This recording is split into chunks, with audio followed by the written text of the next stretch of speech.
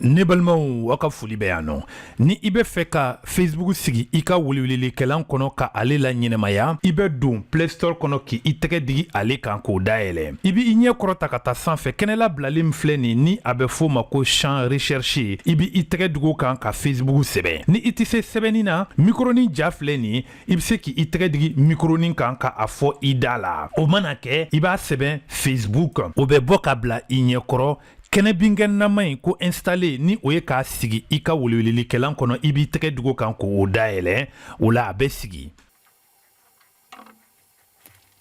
o la i b'i ɲɛ jigin kana dugu ma dɔɔni kana digi yɔrɔ in kan ouvrir k'a dayɛlɛ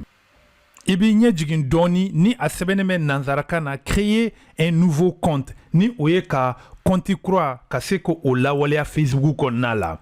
o la a b'a a f'i ɲɛna sisan k'i i tɛgɛ digi yɔrɔ binkɛnɛnaman in kan ko suivant k'i ka yamaruya d'a ma a ka don i ka welewelekɛlan kɔnɔ a bɛ sɔrɔ ka a laɲini i fɛ ko i k'i tɔgɔ ani i jamu sɛbɛn misaliyala an b'a sɛbɛn ko Fanta Kante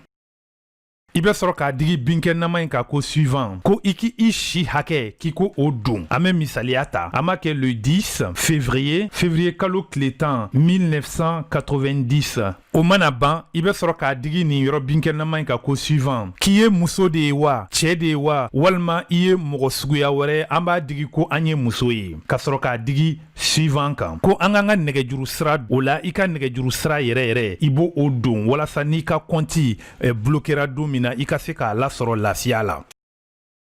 i bɛ sɔrɔ k'a digi suivant kan ko i k'i ka mot de passe don i b'o kɛ chiffre ani lettre ye i yɛrɛ hakili bɛ to mun na kosɛbɛ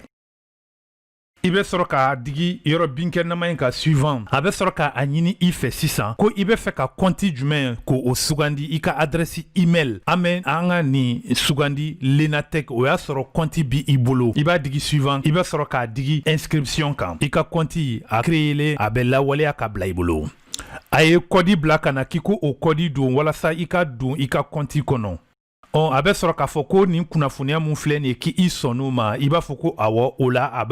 i b'a digi OK kan o mana kɛ ko a ka kunnafoniya bila ka na i ka adresse email la wa walima texto la mun min i yɛrɛ ja an b'a digi texto kan ko n ka compte ka a validera ne balimaw i bɛ sɔrɔ k'i ka photo sugandi k'o don ni i tilal'o la i bɛ sɔrɔ n'a y'i ja i bɛ photo ta an bɛ sɔrɔ ka don an ka galerie kɔnɔ ka photo sugandi i bɛ yamaruya d'a ma i mana photo sugandi i b'a fɔ ko terminé ka sɔrɔ ka enregistré ne balimaw nin ye i ka compte Facebook lawaleyala in k'a bila i bolo ne b'a fɔ aw ni ce aw ka tulomajɔ la